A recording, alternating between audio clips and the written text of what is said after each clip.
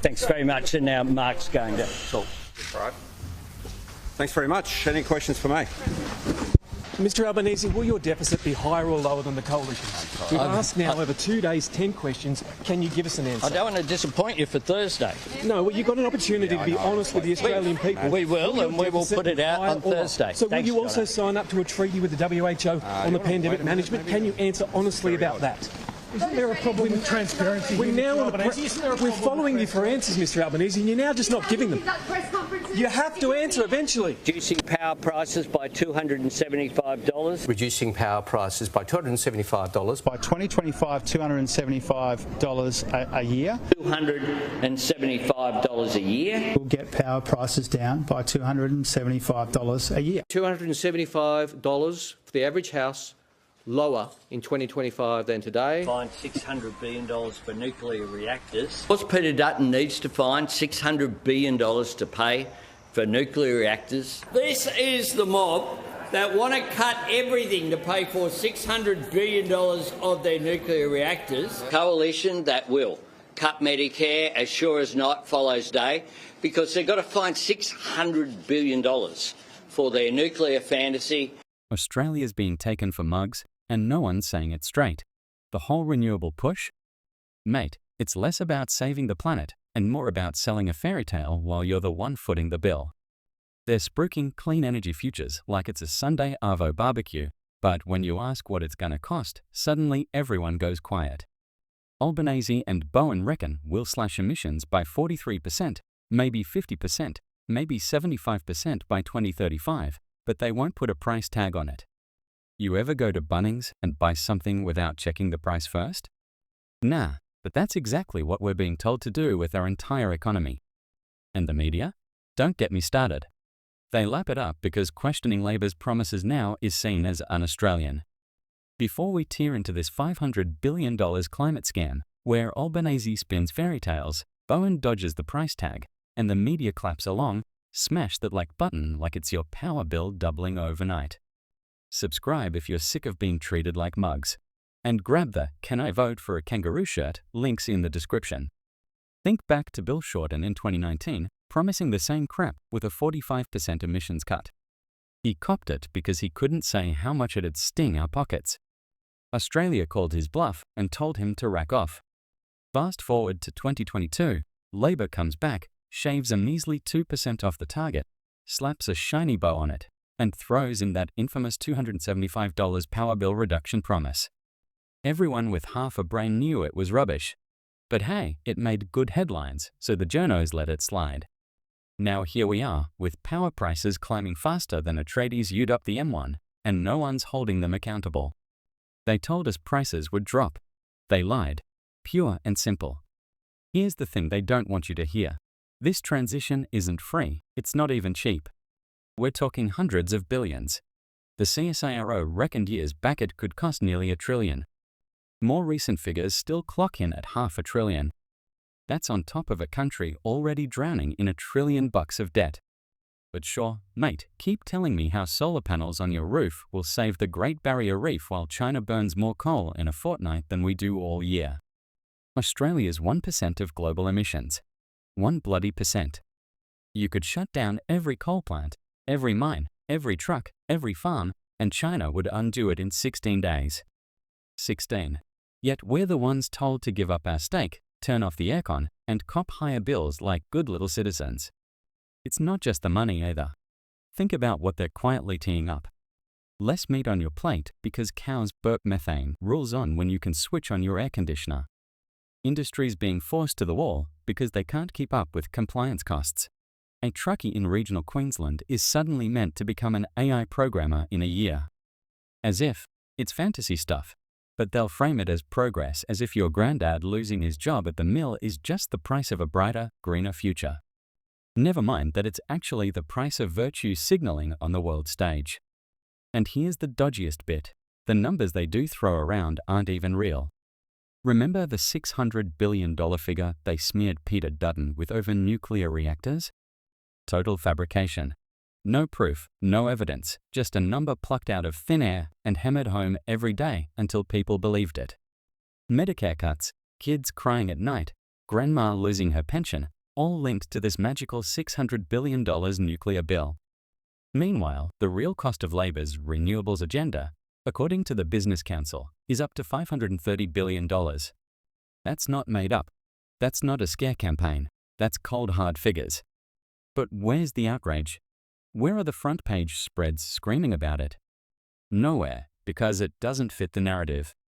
You've got Greens pushing for 100% cuts, Teals demanding 75%, and Labor stuck somewhere in the middle pretending it won't hurt. But the only way to reach those targets is to go after every part of life. Transport, heavy industry, farming, building, all of it gets whacked. That means higher costs for food, petrol, housing, and pretty much everything else. More migrants brought in because we don't have enough spockies or engineers to pull it off. More taxpayer money funneled into subsidies for projects that won't pay off for decades, if ever. And don't think you'll be spared. Every election promise that you won't pay a cent more is a load of bull. You will pay. In taxes, in bills, in jobs. Always. And let's not pretend Australia's doing this out of some noble duty. This is about looking good in front of the UN and playing the teacher's pet on the global stage. Meanwhile, the people at home are the ones copping the fallout. The pollies know it. The journos know it. Even the Business Council, who once called Shorten's plan an economic wrecking ball, now nod along because it's good for business to be seen as green. They're selling us out for claps from the international crowd while telling you it's all in your best interest. But here's the kicker, people still vote for it. Why? Because no one's asking the one question that matters. What's it gonna cost? Not just in dollars, but in livelihoods, in freedoms, in the basic way we live. They avoid that question like the plague, because if you knew the answer, if you saw the bill laid out in black and white, you'd never cop it. You'd riot. So instead, they make up lies about the other mob, spin fairy tales about power bills dropping, and hope you don't notice until it's too late. That's where we are now. Trillions in debt, staring down the barrel of another $500 billion for this transition, and being told it's all sunshine and rainbows. Meanwhile, the people selling this dream are the same ones who fly private jets to climate conferences and sip champagne in Adelaide while you're told to eat bugs and wear a jumper instead of turning on the heater. That's the real Australia they're building. Not greener, not cleaner, just poorer, tighter, and easier to control. And here's the part no one dares to say out loud. This whole renewable crusade isn't just about saving the environment, it's about control. The government's figured out the best way to keep Aussies in line is to tie our lifestyles to climate responsibility. Think about it. Once they can dictate when you use electricity, what you eat, and how far you can drive, they've got you by the throat. They'll call it carbon credits or sustainability policies, but in reality, it's restrictions dressed up in green. You don't get a say. You just cop the bill and the rules, while politicians and their mates get rich off subsidies and contracts. That's why they'll never put an honest number on it. Because if they told you straight that we're talking $500 billion minimum, with zero real impact on global temperatures, Aussies would tell them to shove it. Let's be brutally honest here. The climate targets are about optics, not results. We're 1% of global emissions. China, India, the US, these giants pump out more pollution in a week than we do in months. But does anyone in Canberra dare call them out? Of course not. They go soft on China because they don't want to risk trade deals. Instead, they hammer their own people with taxes, bans, and price hikes while pretending we're the world's climate savior. It's like putting out a house fire by throwing a glass of water while the bloke next door is dousing his with petrol. Pointless. But as long as Albanese can get a round of applause at the UN, who cares if farmers in Dubbo can't afford to keep their herds? And what about the so-called jobs boom they promised? Remember that one? Hundreds of thousands of new green jobs by 2030. Sounds flash, right? But what they don't tell you is those jobs aren't for the average Aussie battler. They're for highly skilled engineers, data analysts, and specialists, most of whom we don't have enough of here. That's why the government keeps ramping up migration. More people flooding in, straining housing, healthcare and schools, all so Labor can say they're delivering green jobs. Meanwhile, the bloke who's been working on a coal mine for 20 years is told, "Don't worry, mate, you'll retrain." Retrain into what? Coding? AI? Renewable maintenance in the middle of nowhere? It's insulting. Here's the catch. Those new jobs are only secure as long as the government keeps pouring billions into subsidies. Take the money away and half these green projects collapse overnight.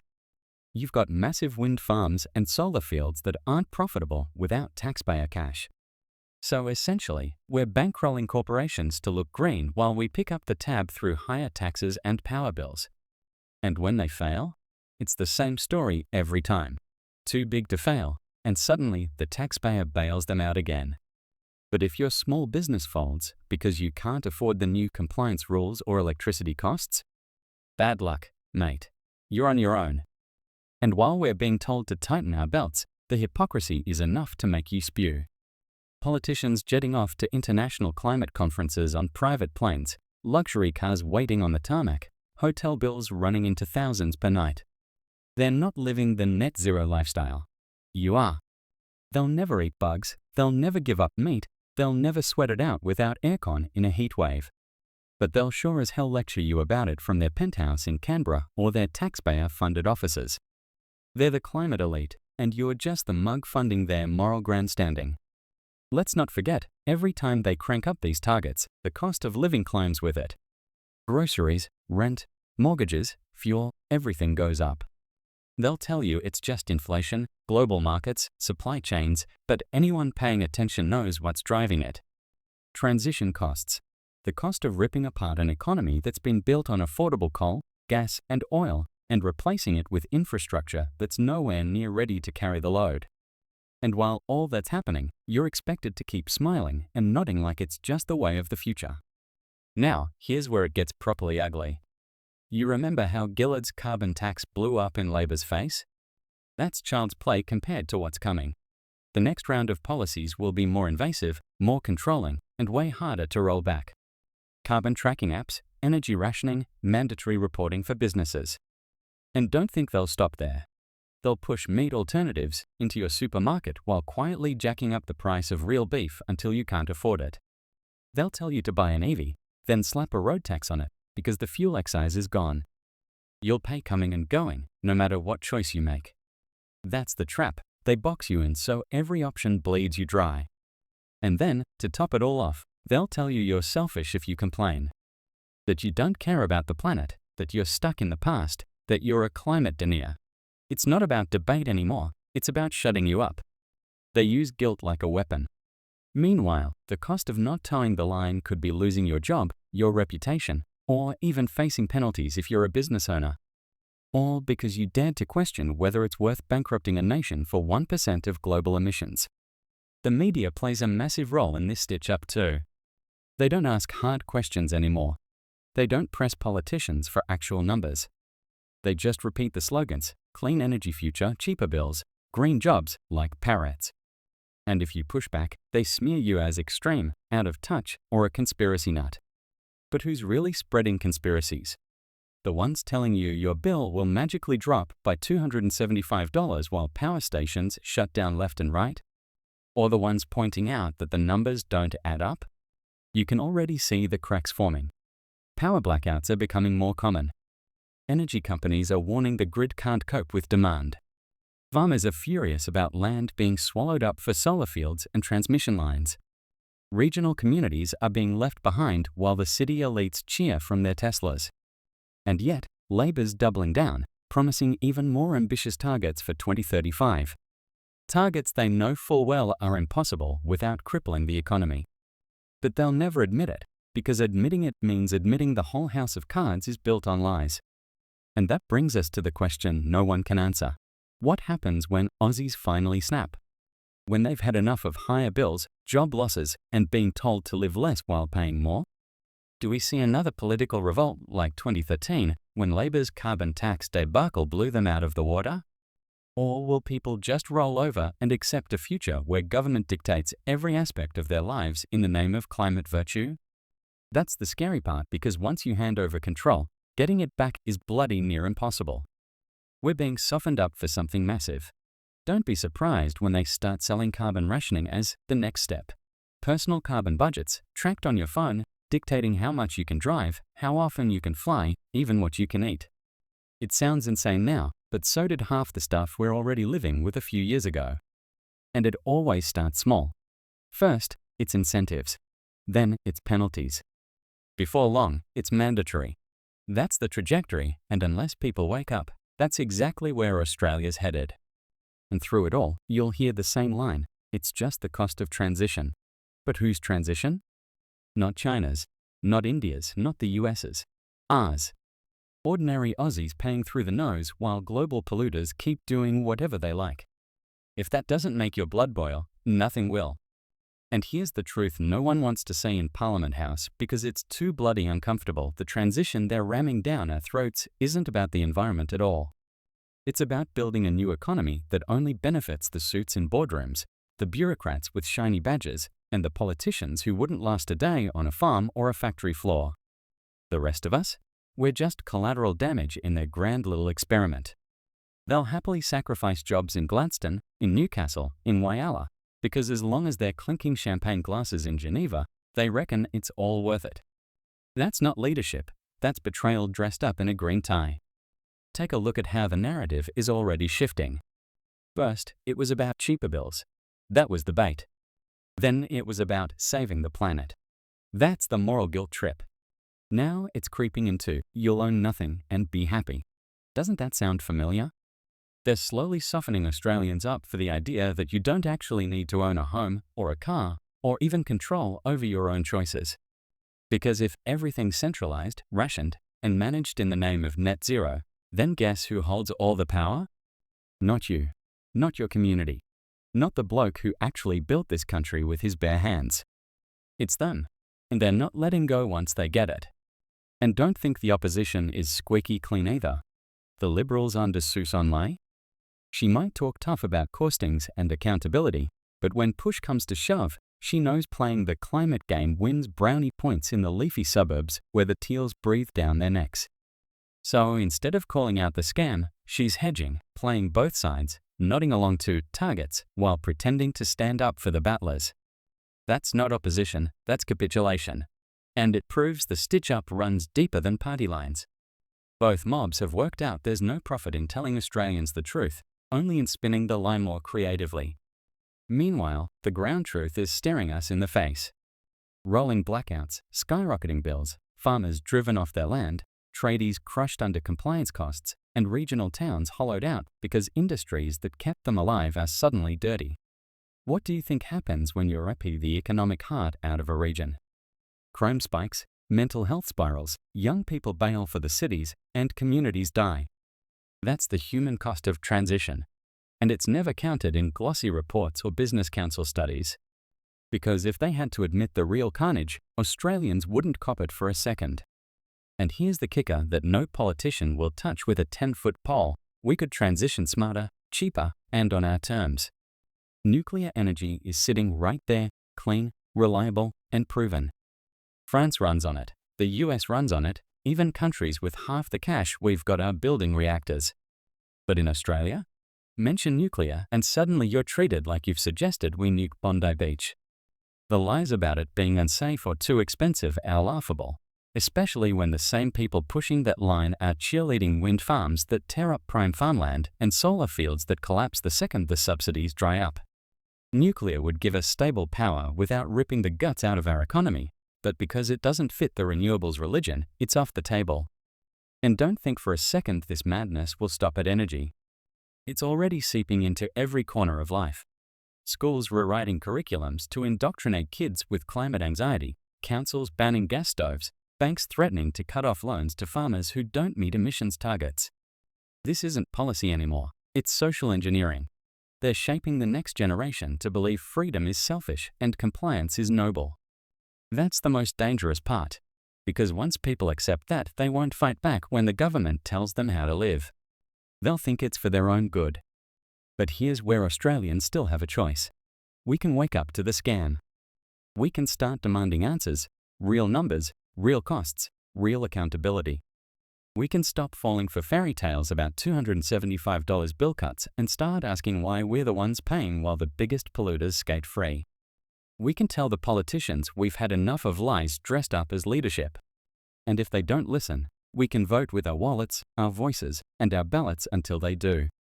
That's the only way to flip the script, by refusing to be the mugs who cop it quietly. Because at the end of the day, this isn't just about emissions or power grids. It's about what kind of country Australia becomes. Do we stay the land of opportunity, where hard work pays off, where you can build a life for your family without the government dictating every choice? Or do we roll over and become a compliant, cash-strapped, ration society run by bureaucrats and cheered on by overseas elites?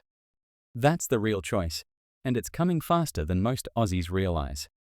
So if you've been watching this far, don't kid yourself that it's all politics and nothing to do with you. It's got everything to do with you. Your bills, your job, your future, and the future of your kids who are being groomed to accept less while being told it's heroic. That's not a future worth handing over without a fight. And it's time Australians started fighting, not with violence, not with chaos, but with the one weapon politicians fear most: truth spoken loudly and relentlessly, no matter how much they try to shut it down.